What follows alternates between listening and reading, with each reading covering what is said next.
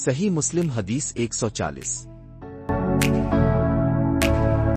عبد الرحمن بن یزید ابن جابر نے کہا، مجھے عمیر بن ہانی نے حدیث سنائی۔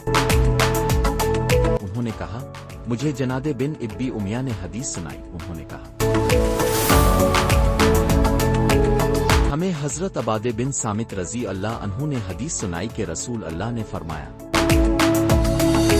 جس شخص نے کہا، میں گواہی دیتا ہوں کہ اللہ کے سوا کوئی معبود نہیں، وہ یکتا ہے، اس کا کوئی شریک نہیں، اور یقیناً محمد اس کے بندے اور رسول ہے،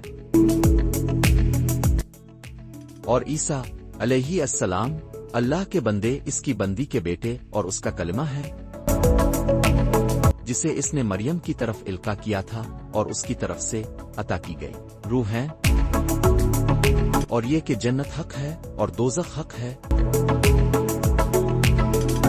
اس شخص کو اللہ تعالی جنت کے 8 دروازوں میں سے جس سے چاہے گا جنت میں داخل کر دے گا۔ صحیح مسلم حدیث 141۔ عمیر بن ہانی سے عبد الرحمن بن یزید ابن جابر کے بجائے اوزا کے واسطے سے یہی حدیث بیان کی گئی ہے، البتہ انہوں نے اس طرح کہا، اللہ تعالیٰ اسے جنت میں داخل کرے گا، اس کے عمل جیسے بھی ہوں، اور اسے جنت کے 8 دروازوں میں سے جس سے چاہے گا داخل کر دے گا کا ذکر نہیں کیا۔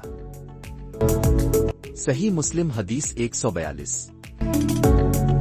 حضرت عبادہ بن صامت رضی اللہ عنہ سے جناد بن ابی امیہ کے بجائے ابو عبداللہ عبد الرحمن بن اسلہ سنابے نے روایت کی۔ انہوں نے کہا، میں حضرت عبادہ رضی اللہ عنہ کی موت کے وقت ان کے پاس حاضر ہوا، میں رونے لگا تو انہوں نے فرمایا، ٹھہرو، روتے کیوں ہو؟ اللہ کی قسم، اگر مجھ سے گواہی مانگی گئی تو میں ضرور تمہارے حق میں گواہی دوں گا، اور اگر مجھے سفارش کا موقع دیا گیا تو میں ضرور تمہاری سفارش کروں گا، اور اگر میرے بس میں ہوا تو میں ضرور تمہیں نفع پہنچاؤں گا۔ پھر کہا، اللہ کی قسم، کوئی ایسی حدیث نہیں جو میں نے رسول اکرم سے سنی اور اس میں تمہاری بھلائی کی کوئی بات تھی، اور وہ میں نے تمہیں نہ سنا دی ہو سوائے ایک حدیث کے۔ آج جب میری جان قبض کی جانے لگی ہے تو وہ حدیث بھی تمہیں سنائے دیتا ہوں۔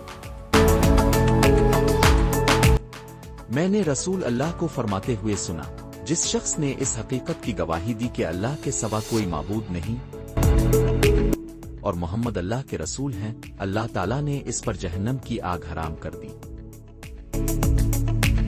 صحیح مسلم حدیث 143۔